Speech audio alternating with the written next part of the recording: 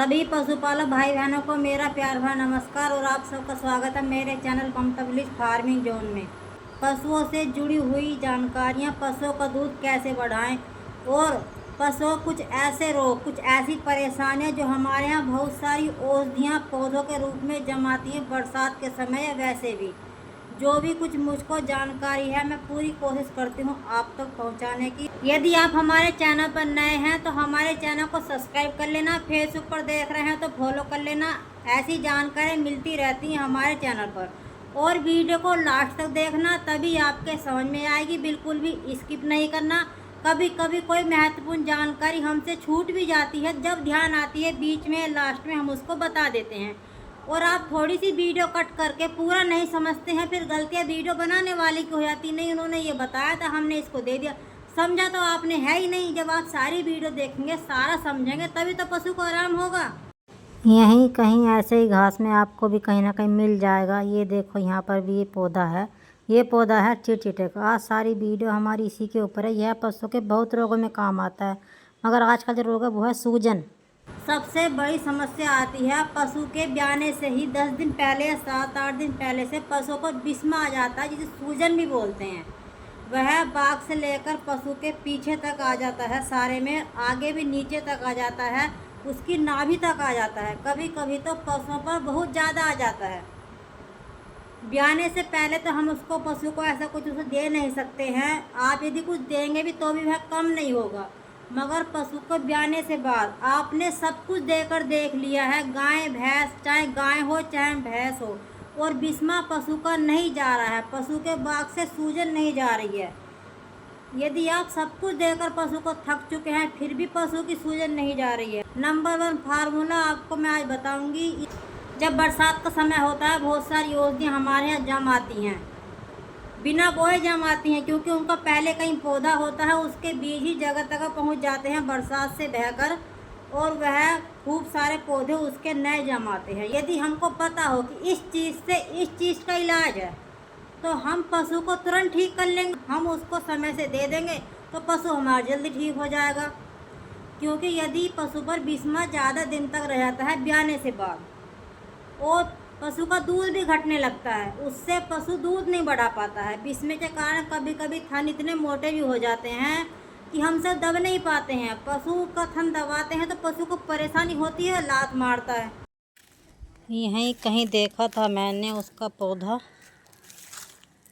शायद ये है, यही है। इस पर अभी कांटे नहीं आ रहे हैं, वरना इस पर कांटे भी आते हैं। हमारे यहाँ तो इसको चिड़चिटा बोलते हैं।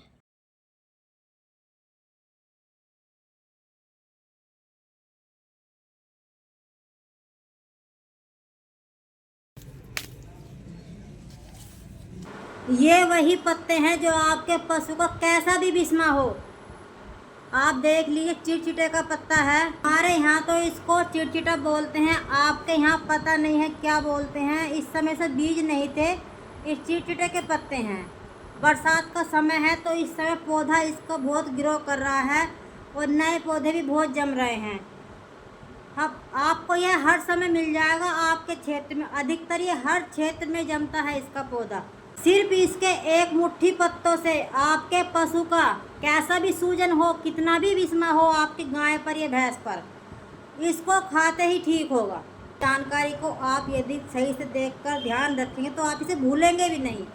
जब भी आपके पशु पर बिस्मा आएगा, सबसे पहले आप इसको ही देंगे, कुछ और पशु को देने की जरूरत ही नहीं है। इन पत्तों को देना कितना है, कितनी मात्रा में देना है, ब्याने के कितने दिन बाद देना है। आपको कहीं भी इसका पौधा दिखाई पड़ जाए चिड़चिटे का, तो आप उस पर ध्यान रखना कि हाँ ये चीज़, ये पौधा इस जगह है।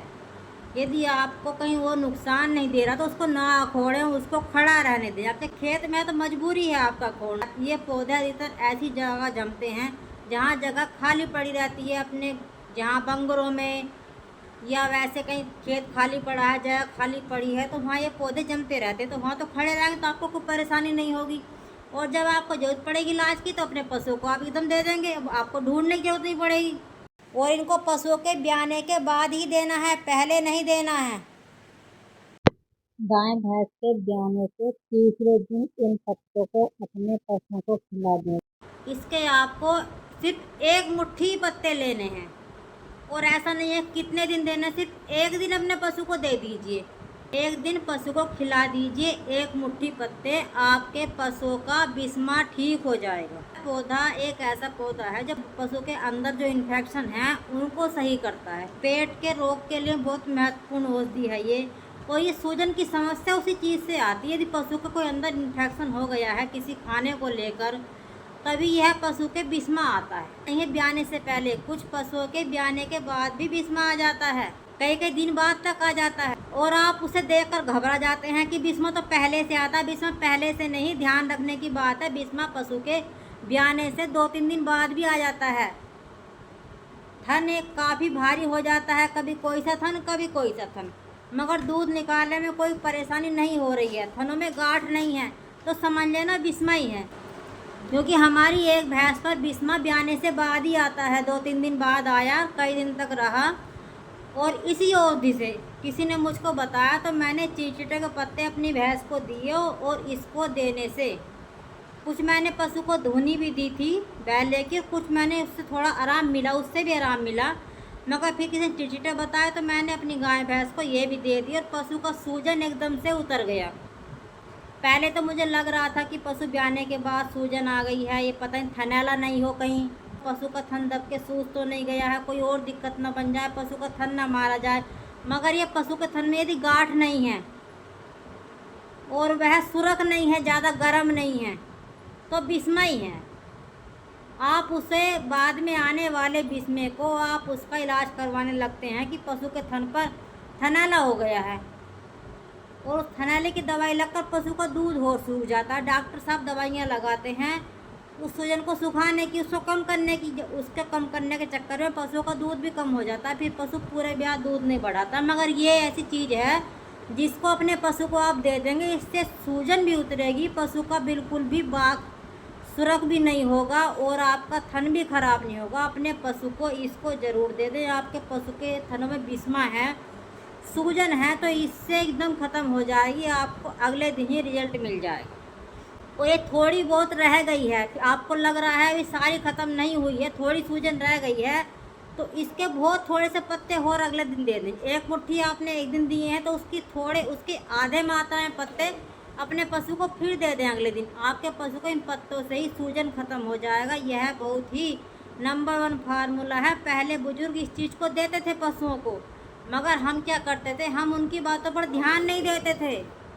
यहाँ इस चीज़ से इसको आराम होता है।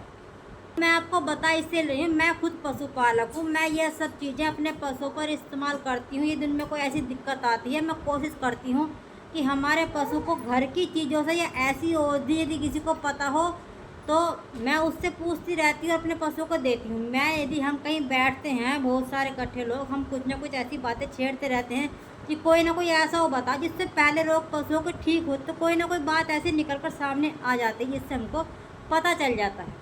ऐसी जानकारी मिलती है हमारे चैनल पर। यदि आप हमारे चैनल पर नए हैं तो चैनल को सब्सक्राइब कर लेना, फेसबुक पर देख रहे हैं तो फॉलो कर लेना। और यदि आपको वीडियो हमारी अच्छी लगे तो लाइक कमेंट कर देना, और अपने पशुपालक भाई बहनों के साथ ज़्यादा से ज़्यादा शेयर करना, ताकि उनको भी इस चीज़ का लाभ हो।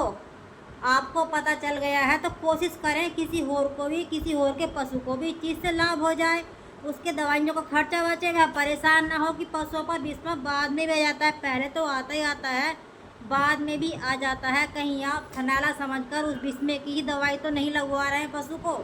आप इस वीडियो को देख रहे हैं और आपके सामने कोई जिक्र कर रहा है कि पशुओं पर पता नहीं क्यों पशु का साइड भारी हो गया है, पशु के सूजन आ गया है, पहले नहीं तो बिस्मा भी हो सकता है। इस चीज़ को अपने पशु को देकर देख लेना, आपके पशु को आराम मिल जाएगा। तो आप उसको बता देना कि आप इस चीज़ को दे देना। हमारे क्षेत्र में चिरचिटा कहते हैं, आपके क्षेत्र में पता नहीं क्या बोलते हैं। इस पर कांटे आते हैं, पत्ता आप देख लीजिए सही करके, चिरचिटे के नाम से सर्च करेंगे तो भी आपको बहुत सारे पौधे यूट्यूब पर मिल जाएंगे। फिर मिलेंगे नई वीडियो में नई जानकारी के साथ। तब तक के लिए सभी पशुपालक भाई बहनों को मेरा प्यार भरा नमस्कार।